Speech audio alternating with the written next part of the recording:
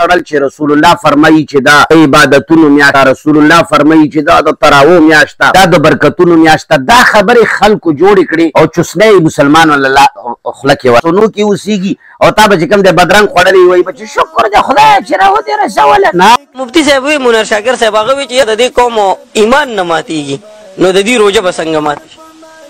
دې ته منیر شاکریات وایي.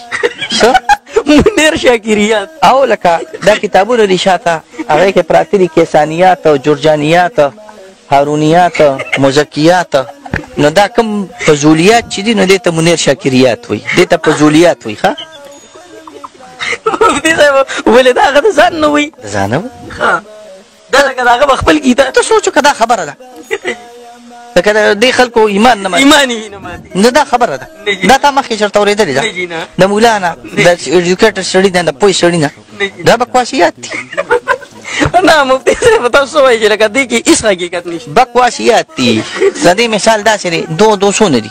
دو چارو. خو زه نه منم، زه یم 2-2-5. ستا ما سره څه کار دی چې 2-2-5 ستا کوټه کې اوسمه بس زه 2-2-5 شوم. د دې مثال دی چې یو سړی د بدیهي دې ته موږ منطق کې شوي بدیهي د ښکاره چیز نه انکار وکړي نو دې ته به منیر شاکریات وایي. منیر شاکریات تاخیانې دومره ډېرې زیاتې شوې چې بیانول هم نور ممکن نه دي.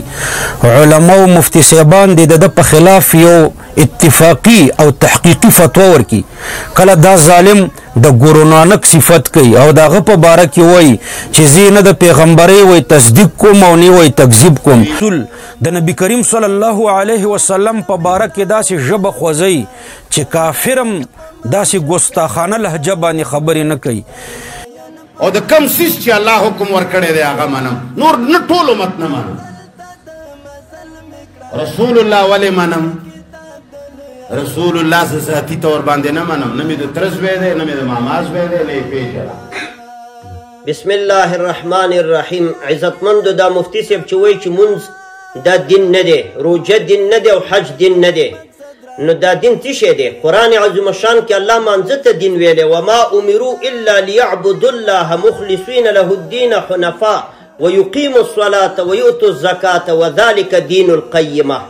الله وی ویقیموا الصلاة چې دا خلک منځ قایم کي، ویؤتوا الزکاة زکات ورکي، وذلک دین القیمه همدغه صحیح دین دی. نو منځ او زکات ته الله دین ویلو د ده بیل غرض دی. عزتمندو ګورې دا دجل کوي، دجل داسې کوي چې جهاد خو اسم څوک نه کوي او اسلامي نظام حاکمیت خو هېڅ څوک هم دی پوهېږي چې نه کوي. دغه لږ ځان خوځی مونځ او 10 روژه کوي، د دې مانځه او 10 روژې هغه توهین او سپکاوی چې دا بیان کړي نو د دې لږ دین نه به هم لاس والي. زه وکیلان ملګري لرم، زه افسران ملګري لرم، زه په ادارو کې خلک لرم.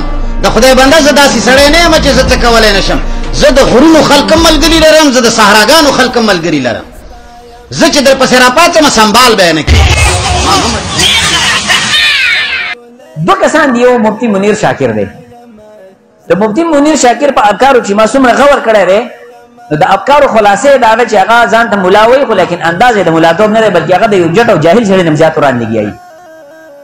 نو بل ورځ د عذاب قبر په مسلو پسې خندل، عذاب قبر په احادیثو پسې چې یو طرف ته وایي چې په قبر کې عذاب دی او بل طرف ته وایي چې یاره په جمعې په شپه ښخ شي نو دیم عذاب نه نو 10% کم شو، بیا چې په روژه کې مړ شي نو هغه باندې عذاب نه نو 40% نور کم شو، او چې مور ورته دوا وکړي نو 10% نور کم شو، نو چاله به عذاب قبري. دا انداز د رسول الله صلی الله علیه وسلم د خبرو نه دی چې ته د رسول الله خبرې د قسمه بل څه وجنګې. رسول الله صلی الله علیه وسلم خبرې خو انتهایی ادب غواړي، انتهایی خضوع غواړي، په هغې باندې پوره غور غواړي او د غور نه وروسته ویل غواړي خلکو ته. دا خو داسې شریف نو چې امام مالک رحمه الله به روزانه لمبل او نوې جامې بیا اغوستې او شاګرد یې وایي چې یو ورځ رنګ بدلېدو او حدیث بیانول چې کله حدیث ختم کړه ما دې تپوس وکړو چې استاد رنګ دې بدلېږي ویل خپې راته خپله وخو 14 ځای کې لړم چې چلی و.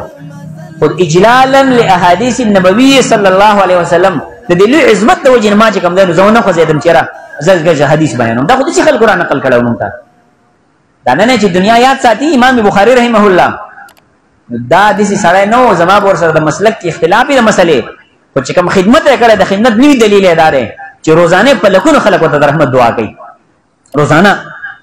او کم سړی چې د احادیثو د رسول الله باره کې رویه او دغه مسلک او رای ډیلی تاسو د اخلاقیاتو اندازه ولګوئ، د عمل اندازه ولګوئ چې عمل په کوم انداز باندې د اخلاق د کوم درجې دي. یو مفتي صاحب اورېدلی وایي چې تراویح نشته نو د دې په باره کې به تاسو څه وایي ځکه چې یاره ارشد صاحب دا مکتبه تاسو ولیدل ماشاءالله دغه ښه کتابونه پراته دي او د اوسه پورې د اسلام څه د پاسه 1400 کال وشتې او دا مسله په یو ځای کې لا نه ده راغلې که چا چېرته نوي را پیدا کړي چې تراویح نشتي ها دا اوس یو خبره ده چې آیا تراویح واجب دي که نه دي یعنی شریعت کې خو شتي خو داسې فرض نه دي لکه څنګه چې دا 15 وخته لمونځ فرض دی بل دا چې دا میاشت په دې میاشت کې د تراویح ولې کېږي ځکه چې اصل کې دا میاشت د عبادت ده یعنی موږ کوشش دا کوو چې دا خلک د دیندارۍ ته راشي خصوصا دا میاشت دا د دیندارۍ ده که نه او یو سړی پکې لګیا شي چېرې تراویح نشته او تلاوتونه نشته او دا نشته دا نشته موږ خټه کې دې اوبه ښه ډېرې کړې موږ وایو چې دا کمه بېدیني چې ده چې دا کمه شي خلک دین ته متوجه شي الټه یو سړی وایي دا د سره شته اوس یو علمي مسله ده لکه ته مانه تپوس وکړې چې یاره دا تراویح داسې فرض دي لکه څنګه چې دا 15 لمونځونه دي نو زه راته وایم نه داسې نه دي فرض خو داسې چې په شریعت کې نشتي نو ما خو دا مسله ما نه لیدلې ده نه مې اورېدلې ده ما انزل الله بها من سلطان نه پسې دلیل شتي او که چاته پسې دلیل معلوم وي نو برای کرم موږ دې ټول پسې طریقه خبر کړي نو چې بیا موږ هم خلکو ته بیانوو چې وایي دا شی په اسلام کې نشته